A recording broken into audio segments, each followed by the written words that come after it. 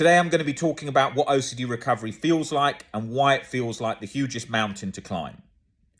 What happens in the recovery journey? Well, we're learning to shift our perspectives so we are no longer in a position of chronic anxiety and chronic guilt as our baseline state. And intrusive thoughts have lost their intrusiveness. We're not getting that sort of machine gun-like fire of intrusive thoughts going on. That's not to say you're not going to have any intrusive thoughts. Humans have them, but we don't have that like internal torturous repetition of intrusive thoughts. And so that as a baseline state, no chronic guilt, no chronic anxiety, no intrusive thoughts, takes a while to develop because we have rigid, irrational beliefs that are there holding that framework in place. Very black and white, rigid thinking. And we've developed that over a long time.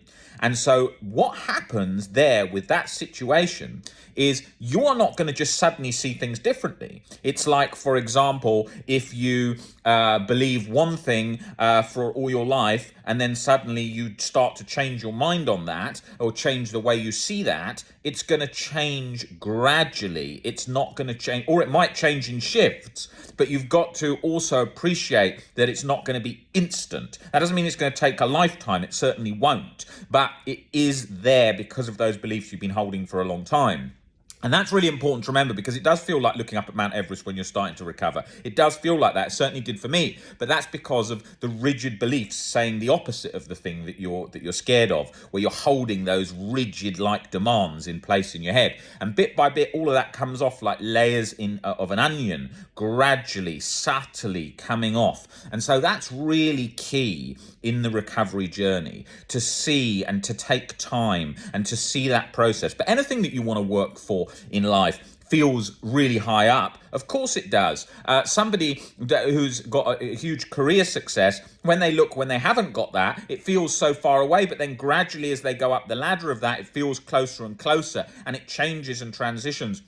And it's important to always set new goals and see different things so that you keep expanding your mind, your goals, your ambition in all different areas of your life. And that is so key. And I think that was very much the case when I first got into fitness and weight training years ago. When I did that, at first you start with a certain weight, and then you're going through the movements. You're having to think about them to keep all the form in the right way, and then it's all natural because of just your brain remembers it, muscle memory, just general habit of using those weights in the way that you do, and it all just becomes straight through the brain, straight into the muscles, a process that you use as habit.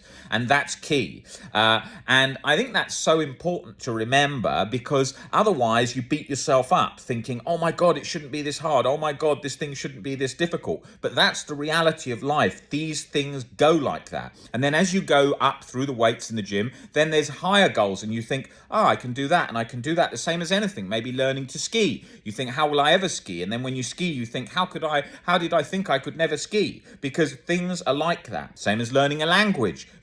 Day one, oh my God, that would be so hard to learn a language. Then when you actually have learnt a language, oh, actually, this wasn't as hard as I thought. All these things are like that. The same as even when I first started doing a lot of public speaking and videos like these on social media. When I first thought, I used to think, how do people never say and ah? How do they not do that? How does it just flow like that? Well, because it becomes habit because you've been doing it for so long. And I'm here currently in the UAE, as you can hear from this mosque in the background. And I'm currently here doing face-to-face one-to-ones. Now, when I do face-to-face one-to-ones, I don't have to think of all I don't have to, it comes very naturally because I've been doing it for a long time, and all of these things on every subject in relation to OCD, I'm having to speak about that all day, every day. So I don't have to think so, say for example, existential OCD. I don't have to go, okay, what's existential OCD? What are the different types of existential OCD? I've got to really think about that. Let me think of that. Of course, you've got to think very deeply in relation to people's situation. you've got to think and process how their situation is and break that down and look at that. And of course, that is not just automatic habit. But because I'm talking about OCD nearly 7 days a week for the last over 13 years, it does come pretty naturally in terms of talking about OCD. Now, it certainly didn't do that initially when I started talking about OCD. I had to think about it. I had to go through things. I had to go through things gradually. So any topic that you speak about enough, you learn in detail. And for me, that is OCD. And so when I look at things like existential OCD, sure, I hear different variations of different thoughts that somebody mentions or I see in a forum, and then I think, oh, that's an interesting thing on existential OCD that I haven't seen before, a particular fear. But rarely these days do I ever hear a fear that I haven't heard, because I'm hearing different fears all day, every day. So it becomes like habit. And that is my thing that I'm doing, working with OCD. So that is the main habit that I've built up. If I was using a hammer all day long, then that would be my main habit. So anything that you're practicing over and over and over and over becomes habit. You will have to think at times to reflect on things and to adjust things and make things and make sort of different, unique changes where needed, which I have to do in my job all the time. It's definitely no stress-free job. A lot of it comes by habit of speaking all the time, but a lot of it is certainly pretty tiring. And anyone who works in the team here we have at OCD Recovery can attest to that at the end of the days, when you've been working doing a lot of one-to-ones, it is full on. It's no joke. You're dealing with very difficult situations with anxiety and OCD. And because of the nature of OCD, it's fairly repetitive. So you're being asked constant, what if this, what if that, what if this, what if that, as the person is completely fused to the thing that they're scared of. So it does push back in terms of one-to-one sessions. You do feel that push back because it's not, Albert Ellis found it very difficult in the past working with OCD just because of the persistence that comes from people stuck with OCD. And I know that because I was one of those people, and I was going session to session with a notepad. Can I just ask you this again? Can I just recap everything that you've said in the session? Can I just check this? What about this? What about that thing? Oh, I've just remembered this thing from the past. And over and over and over and over. And that is the nature of the disorder. And that's why a lot of people in the past, in history, found it very hard and got very frustrated with OCD sufferers, because they found it very just very frustrating, very whiny at times, because they didn't understand how the brain was misfiring in that way to cause that sort of constant chase, which feels like a drug-addicted chase for the illusion of certainty. So that is the recovery. That is what's involved in the recovery process. And so you need to remember that because of that sort of behavioral like habit, it's not going to shift overnight. Boom, suddenly you just see it differently and then it's all gone. Everything takes practice. Anything that you want in life that you really want to work for takes practice. OCD recovery is just like that. It feels like looking up at Mount Everest, but bit by bit by bit by bit, it gets easier. And that's key. And putting yourself in frustration, putting yourself in difficult scenarios all along the journey, keep strengthening your mind, keep shifting the gears. I am looking every day for ways to make my life have more difficult obstacles. Now, people would say, why do you want to do that? You want to have it calmer. Of course, you're eliminating obstacles, but we're looking for the next hurdle to propel us to the next level.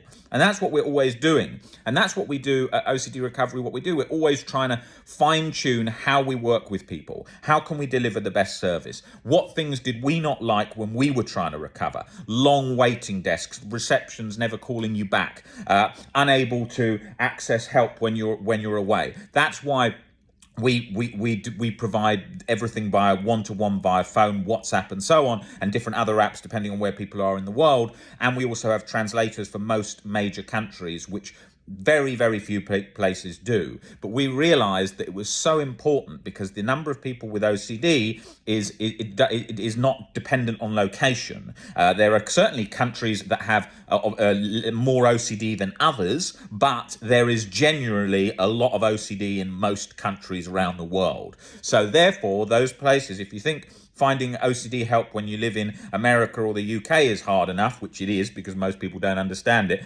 imagine how difficult it is in places like China, Russia, Philippines, Thailand, Bali, all these countries that don't have great resources for OCD. I'm just picking the countries that sprung to mind today, of countries that we've spoken to already today. And when you think of those things, you see those barriers, and that is so key, because you imagine how many people are suffering with OCD in China. absolutely tons, and they barely even believe in in therapy there. So it's a lot of work to do, and we're very excited about making those changes. And if you want to come in for one-to-one coaching with us, just email phil@ocdrecovery.com and we will organise that for you, and a translator if you need. And we also have all our webinars, which we've got about 10 coming up in the next 8 weeks. So if you email phil@ocdrecovery.com, we can arrange that for you. So I want you to really think about being motivated, taking it one day at a time, not trying to have it all rushed, have it all fixed, understanding it's a journey, understanding that it's difficult, it's not easy, but it's not rocket science. I've never met anyone who couldn't recover. I've met many people who thought they couldn't, and I've met many people who underestimated what it takes. It's often watered down and made so simplistic, like, oh, you just sort of go along and leave it to uncertainty, do a couple of exposures, and what if it is, what if it's not? That ain't gonna cut it. If it was that easy, I wouldn't have been stuck sitting in my bedroom when I was younger, chronic anxiety, trying everything to think of how I could shift my perspective to reduce that anxiety, because if you've got it, you know it's just pumping away adrenaline, chronic anxiety in the background 24/7, and it don't let off. If I'm thinking, okay, just leave it there, it's uncertainty, it's uncertain, just don't engage, just be at peace, do some relaxation exercise. It's cutting through like a hot knife through butter. I used to go to yoga classes, and I used to think, okay, today I'm just going to leave the thoughts there. I'm going to leave anxiety there, and I'm just going to relax as best I can and not try and fight it. And I'd get in there and it'd just be like, right, when you were 14, you did something, you should feel guilty forever, and therefore you shouldn't even be allowed to relax, and you should feel chronic guilt and chronic anxiety 24/7. Bang, latched 24/7 in that class, leaving me thinking, shit, there's no hope ever, because everything I'm trying is not working. And that wasn't from a position of me trying to escape, like in a sort of internal rush to escape. It was just because until those perspectives changed, you don't find relief. So that's why that's an important part of the journey, getting comfortable with uncertainty. It's an important part of the journey, learning to accept things and have a much deeper level of unconditional self-acceptance. It's an important part of the journey to expose to fears gradually through the exposure process. But it's important to remember it's a combination of all of those plus time that gradually forms the OCD recovery process.